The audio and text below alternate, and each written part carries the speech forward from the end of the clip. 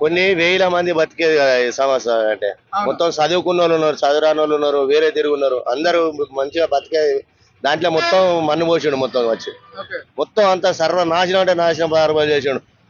అసలు ఒక్క రోజు చూద్దా మేము అసలు వేరే తిరిగి ఉండేది అసలు.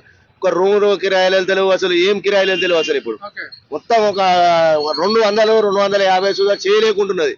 మంచిగా టిఫిన్లు పట్టుకొని వచ్చి అది కూర్చొని చెట్ల కింద కూర్చొని బస్సులు ఎక్కిపోతారు. కానీ మాకైతే రిక్వెస్ట్ లేదు, మమ్మల్ని అడిగిన వాళ్ళు లేరు, అసలు మమ్మల్ని పిలిచిన వాళ్ళు లేరు. అది ఉపాధి ఏ విధంగా ఉండే 10 సంవత్సరాల్లో మీకు బీఆర్ఎస్ ప్రభుత్వం ఉన్నప్పుడు ఏ విధంగా కల్పించారు? అప్పుడే మాకు బాగుండే, అప్పుడే మళ్ళీ ట్యాక్సీలు ఇట్లా లేకుంటుండే, అప్పుడే వేరే తిరిగి ఉండే మంచిగా. అప్పుడే బాగుండే. ఇప్పుడు ఈయన వచ్చాడు మొత్తం అంతా కథ సర్వనాశనం చేసి పడదెంగాడు. బస్సు ఫిరి అని అన్నాడు. కథ కొన్ని వేల మంది అసలు ఆ ఇల్లు లేని వాళ్ళు కొన్ని వేల మంది ఉన్నారు. ఆ ఇల్లు కిరాయి కనీసం ఒక 300-400 కాంచాలి, ఒక 2,000-2,500 3,000 రూపాయలు 3,000 రూపాయలు కట్టాలి రూమ్ కిరాయి. ఆ రూమ్ కిరాయి 3,000 కట్టాలి. కాబట్టి ఇక్కడ మనకు నడిచేది ఏంటి అని అంటే కేవలం అటు పోయితే అటు 60కి ఇటు 80కి వచ్చే పరిస్థితి లేదు ఇప్పుడు, అసలే లేదు. పొద్దున్నరగా చూస్తే లేడీస్ అన్న అట్లా పోయి 200 తెచ్చుకుంటారు. కానీ ఇక్కడ ఆటో వెళ్ళారు అతను ఆ 200 చూడలేవు ఇప్పుడు. అన్న మొత్తానికి ఎట్లా అనిపిస్తుంది? గతంలో బీఆర్ఎస్ ప్రభుత్వం చూసిల్లు కదా పరిపాలన. సో ఆ పరిపాలన కంటే ఈ పరిపాలన బెటర్ గా అనిపిస్తుందా, లేదంటే ఈ పరిపాలన కంటే ఆ పరిపాలన బెటర్ గా అనిపించిందా? ఆ పరిపాలనే బెటర్ గా అనిపించింది. అదే ఎందుకంటే మాకు ట్యాక్సీలు గిట్ల లేవైతే ఆక్టివ్ నెంబర్ అది ఇది మాకు ఏం లేదు, చిక్కేం లేదు. ఇప్పుడు ఈయన వచ్చిండు గతం ఫ్రీ ఆధార్ కార్డు ఫ్రీ అని అంటే మొత్తం ఎక్కడ చూడు స్టేజ్ మీద 20 మంది 30 మంది 40 మంది అట్టే ఉంటారు. కూర్చొని ఓవర్ రారాదు రాబా ఇక రారు మేము ఇక పోము, మేము ఇక రారు ఇక మేము మాకు ఏదో సాయం చేస్తానని అన్నాడు. సాయం చేసింది లేదు, ఏం చేసింది లేదు. మాకు అసలు రూమ్ కిరాయిలు వెళ్తారు. ఒకప్పుడు బియ్యం తిన్నాం మేము బీఆర్ఎస్ పడి ఉన్నప్పుడు.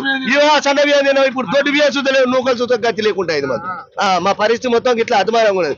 మాకేదో సాయం చేస్తాడు అనుకున్నాం. మరి ఇట్లా చేసిండు కదా. మరి మాకు సుధా పిల్లలు ఉన్నారు, మాకు 12, 13, 14, 15 చదివిన ఉన్నారు. మరి వాళ్ళకన్నా కొద్దిగా ఉపాధి చేస్తే మీ అన్న బతుగా, మా కొడుకుల ద్వారా మా బిడ్డల ద్వారా బతుగా అట్లా సుధా చేస్తాడు.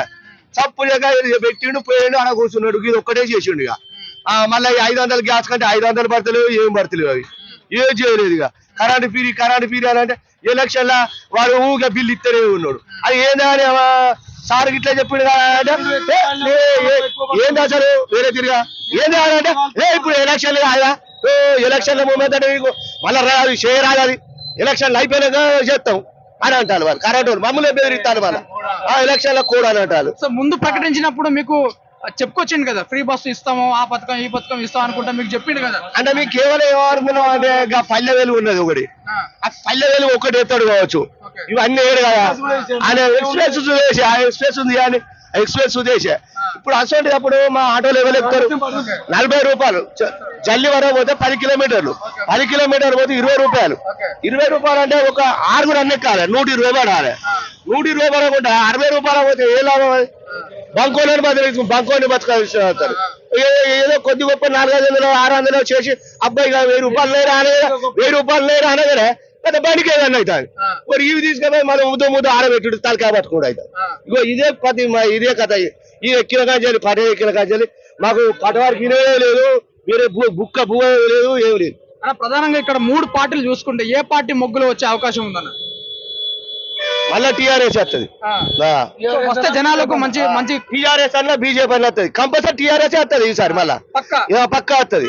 ఎందుకు వస్తుంది అంటే ఆటో డ్రైవర్లు కొన్ని వేల మంది ఉన్నారు, కొన్ని వేల మందికి కొన్ని కోట్ల మంది ఉన్నారు, కొన్ని కోట్ల మందికి వాళ్ళ బిడ్డలు అంటే ఇంటర్మీడియట్ చదువుకునేటోళ్ళు, ఇంకా వేరే చదువుకునేటోళ్ళు, వీళ్ళంతా అంటే మా నోట్ల మన్ను కొట్టినప్పుడు మా పిల్లలు చూద్దా ఇప్పుడు వాళ్ళకి అర్థమవుతుంది కదా.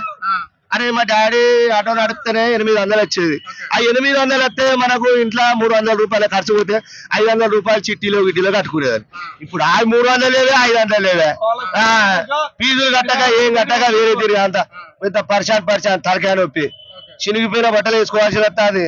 6 నెలలకు జత కొనుక్కునేది, కానీ అయ్యొచ్చుడు కదా. ఇప్పుడు 6 నెలలకు సంవత్సరానికి జత చూడ కొనుక్కునే పరిస్థితి లేదు ఆటో డ్రైవర్లు. మొత్తం అంతా ఇట్లా ఉన్నది. అభ్యర్థి ఏ పార్టీకి ఏ అభ్యర్థి నిలబెట్టారు ఇక్కడ? ఎవరెవరైనా పేర్లు ఐడియా ఉందా మీకు? చెప్తే కాంగ్రెస్ నుంచో బలరాం నాయక్, బీఆర్ఎస్ నుంచో కవిత, బీజేపీ నుంచో సీతారాం నాయక్. ఓకే. సో ఇది వరంగల్ కిందకి వస్తా లేదంటే మహబాద్ కిందకి వస్తా? మహబాద్ కిందకి వస్తుంది. మహబాద్ కిందకి వస్తా. అవును, మహబాద్ ఓకే ఓకే. సో ఏం డిమాండ్ చేస్తున్నారు మీరు?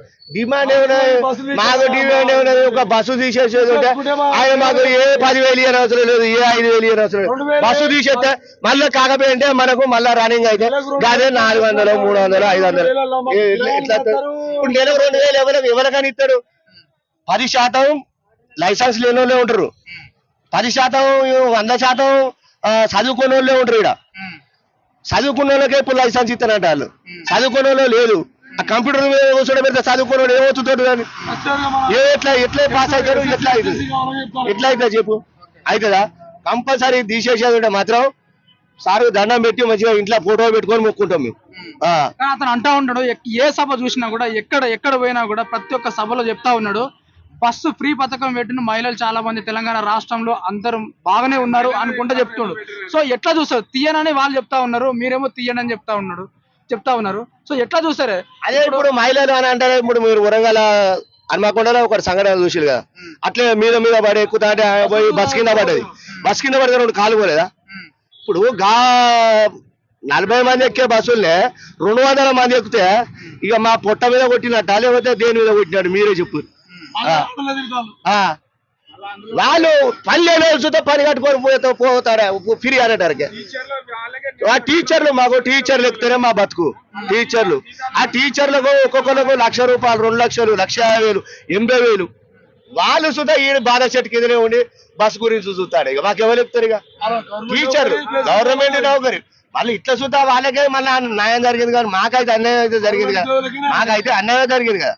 మేము 1 రూపాయి లేకుండా చేయకుండా పోతాను మేము. అసలు దుఃఖం అంటే దుఃఖం వేరే తిరుగునే అసలు తెలుసా.